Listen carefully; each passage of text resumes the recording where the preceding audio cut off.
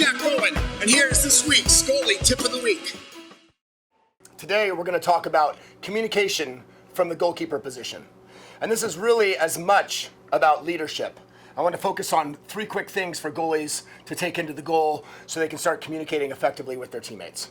First of all, personalize your communication. Look at the difference between the goalie who's floating the goal yelling, red, yellow, back, versus Joe, back! That's the kind of communication we want. A really quick sound, calling a teammate's name if possible, letting them know exactly what you need from them.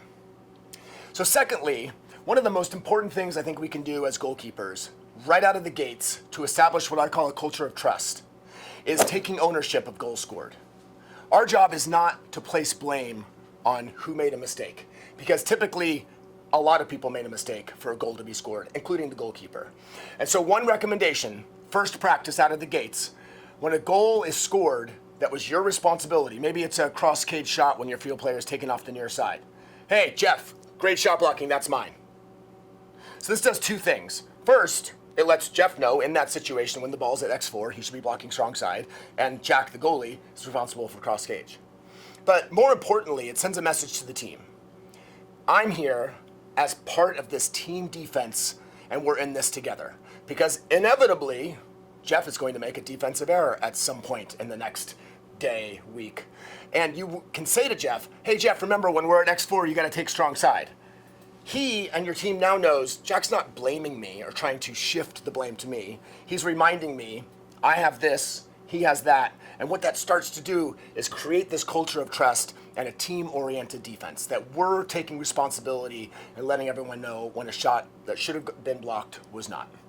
And lastly, one of the favorite bits of advice that I got from my coach at Stanford, when I got to Stanford, Dante said to me, Jack, I want you to come up with an alarm sound. And I thought, this is not what I was really hoping for. What do you mean? Every time the ball turns over, come up with an alarm. So I'm going to share it with you, and you're free to use it. I came up with, here we go. And here's the beauty of this. Every single time that ball turned over, whether it was a steal from the weak side, a shot that went over the goal that wasn't touched, an offensive, whatever it was, here we go! And all 6 of the teammates took the first stroke. And as you know, counterattack is about outreacting the guy that you're guarding. And they got to understand that every single time, and this happened every single time in practice, they heard Jack's alarm sound, they could put their head down and take the first stroke. And so here we have another facet of goalkeeping that I think is really exciting if you take seriously, that you are responsible for communicating and for leading and developing your own sort of leadership, whatever that may be.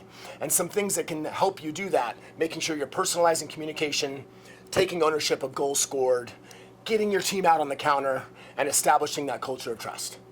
For more goalie tips, check out Collegiate Waterpolo Association's video library.